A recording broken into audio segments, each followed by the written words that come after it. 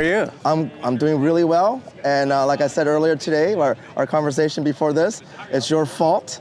My fault. It's your fault because of Orange Bang.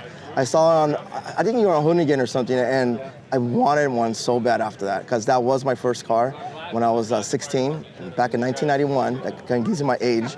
And my first car for $1,000 was a 240Z. So Now I got a 240Z and I built it.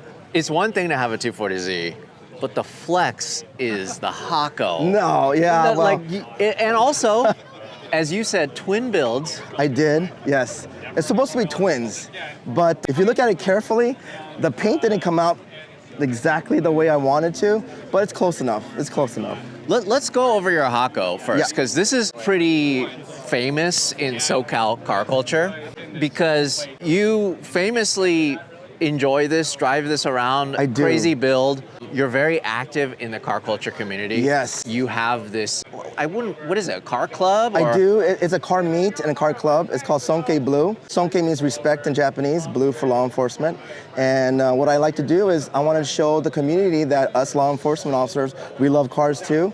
And then we have a monthly gathering, and then they could pop their hood or they could do whatever they want. And then just to show them and bridge that gap between the community and law enforcement that, hey, we love cars too. Yeah, and that's the thing is, being in Southern California, I cannot tell you how many of my friends and how many people I've met in law enforcement that are into these kind of cars. Huge. It is so huge. And you know, they're car lovers too. They love tuning, they love enjoying these things. Yes. And you're such a good representative of this sort of community. I appreciate that. So then let's check out the under the hood on the Hako here. Yeah, absolutely.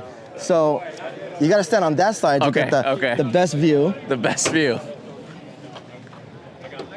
It's a totally rebuilt L20. So it's not most of the guys have L28s or 24s, but this one has an L20. So it's a GTX, triple Mikuni carbs by Taka. I also really like the fact that you're proud of the fact that it's not a GTR. You're embracing that, you know, you're not badging it. No. You're just showing it for what it is. It's like true beauty, true form. Yeah, this is just a cruiser, huh? How long have you... I drive this a lot. How long have you had this now? This is gonna go on my 9th year, and obviously it was bone stock, but I can't leave any car stock. So slowly but surely, it's about that time now that I have to start rebuilding everything. Yeah, you really drive this. I wouldn't say it's worn, but it's like, it's very textured and very well used. Thank you. You know, it's funny because I love Ferraris and Lamborghinis. Oh my God, I would love to have one. It's just that when you go to those car meets and you bring this guy, actually it gets a lot of attention, believe it or not, and it's kind of cool. So you did pretty much everything in Southern California then? Yes. You imported it, and then you just started building everything's was done here. Right. The fender flares, the seats, the engine, everything's been done here. Was it in pretty good condition when you first got it? It wasn't bad at all. Sorry for the mess. No, it looks great. I love it. Love the Recaro seats so much. I do drive this to every car meet, every show. It's not a trailer. I can't speak for the 240 though. That might be trailed here and there. So why is this called Final Z? Okay, so again, I told you my first car when I was 16 in 1991 was a 240Z, 71 240Z. Since then, I bought 3 more, and this is my 4th one. So that being said, this is my Final Z. I'm not gonna buy any more, and I did basically a ground up restoration. So every nut, every bolt is brand new on this car. If you look, everything is zinc plated, everything is brand new. There's no nut or bolt that is used on this car. So then, what year is this? 1971. And then... It's an early model, so it's a Series 1.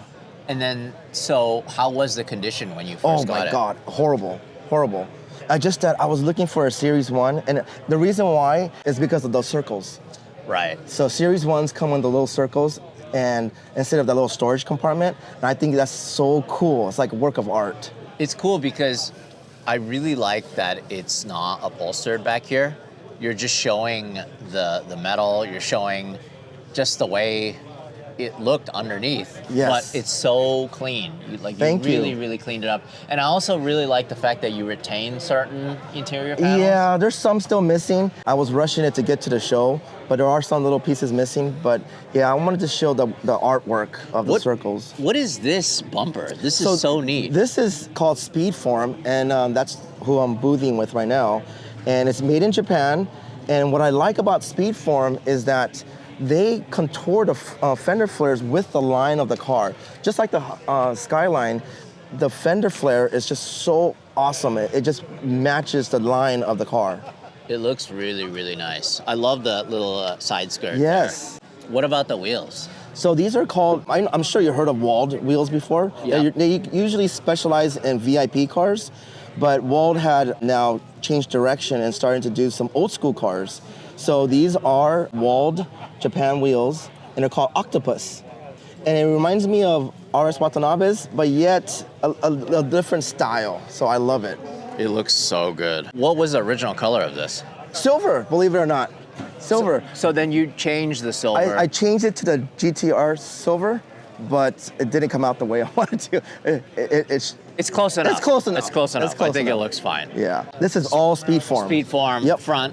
Speedform splitter, Speedform front bumper, fender flares, side skirts. It's kind of interesting. It does modernize it a little bit. It does. I think it looks pretty cool, especially the rear is really, really nice. Yeah. Drum roll.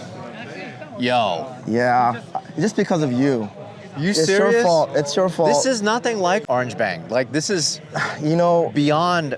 Wow. I What the really hell? wanted the SR because it fits perfectly in here and it drives like well-balanced car. Like it's perfect 50-50. It's just that I got such a good deal on the RB that I had to do it. Like it was such a good deal and I was like, ooh, and then, so I got it. To be honest, I think this fits better because it is an inline six True, you're 100% right. engine, just like the L series. This is wild. Okay. But the SR does have a better balance for the Z.